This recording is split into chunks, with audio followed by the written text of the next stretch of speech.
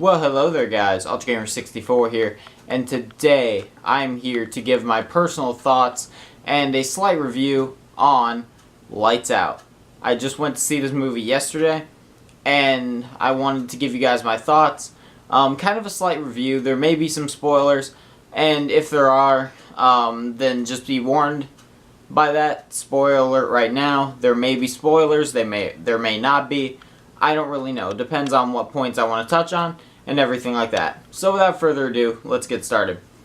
Now, this movie starts out with a very, very creepy vibe and just an overall good sense of purpose for this being slash creature slash person being in this warehouse and wanting someone in the warehouse. You don't know if, at first, you don't know if it's the woman that's working or the man that's working, but you know that she wants someone. And that's kind of the mystery behind it at first. It's like, okay, does it want the worker, which it goes after, or does it want the guy who she attacks and later kills? And before she kills him, it's like, okay, is she going to want this guy, or is she going to want this girl? And there's kind of that mystery behind it because she reveals herself to the woman first and then the guy. And I thought the beginning sequence played out great. Like, it was awesome. I really, really liked it. I liked the way that they did it and everything like that. And then moving on later into the movie, how there's just kind of that mystery on how is this being here? How is this being able to exist? And I think the movie did a very good job explaining that. And even the end kind of twist kind of played off of that thing of how exactly does this being exist and how could we get rid of it? Now, I really like the idea of the blacklight being able to actually show the true form of this thing and being able to actually hurt it in a physical plane. Because this thing is not physical. It is like, it's like spiritual. And it will disappear, teleport, and it will basically appear in any patch of darkness. Like, literally, in one of the parts, she appears under a bed. Like, the entire room is lit up, but she appears under a bed because it's dark. Like, she can literally appear in any patch of darkness, and I like that in the way that she can be anywhere, this being. And it can literally be anywhere, but this black light shows, A, her true form, B, her in her physical form, and C, allows you to hurt her with light. I wish they would have done a little bit more to play off of that, like maybe burning her a little bit more than they did. I mean, really the only burns that they did were on her hands and like her arm. So I wish that they would have done like more burning and more harm to her like they did to them, or like she did to them. But I guess that's alright because there wasn't really a purpose for hurting her. I mean, sure, you want her gone and for her to leave you alone, of course, but there's not really that purpose of hurting her, you know?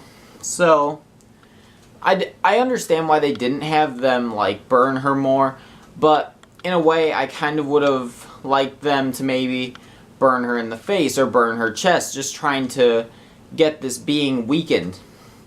And some of the ways that they play around with the light effects and just the way that they fiddle around with the darkness and everything, I mean, I think it was done really well. Like, there's a scene where she is in the sister's bedroom and she's just running at her and she lunges and all of a sudden the neon sign from the tattoo parlor that's outside the house flashes and she's gone. So the woman, or the sister runs, turns on the light, and it's all good. It's all fine. She is safe now because she's in the light. And that's kind of a cool concept that literally any small light can just make this entity just fade. I really like that idea.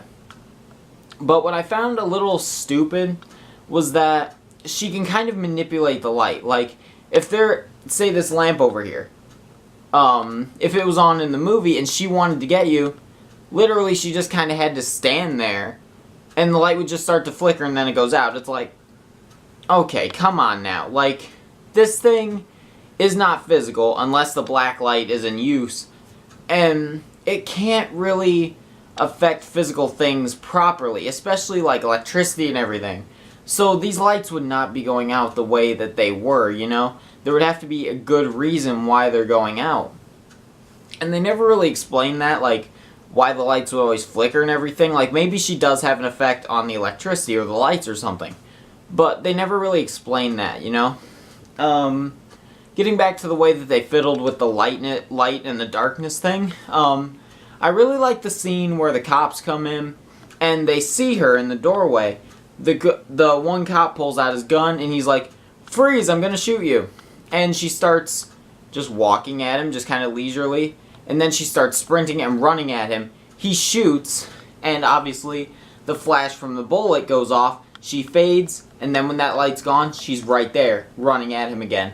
And he shoots all 6 bullets, and she just fades, come back, fades, come back. And I really like that. Like, that is a cool concept of using light to your advantage to show this being that only appears in darkness and is impaired by light. I mean, the light from the gunshot impaired this being for a split second. And I really like that idea. It was a super cool idea. And I really like the way it played off. Now, getting into how the being existed, the mother had a friend, and basically she died.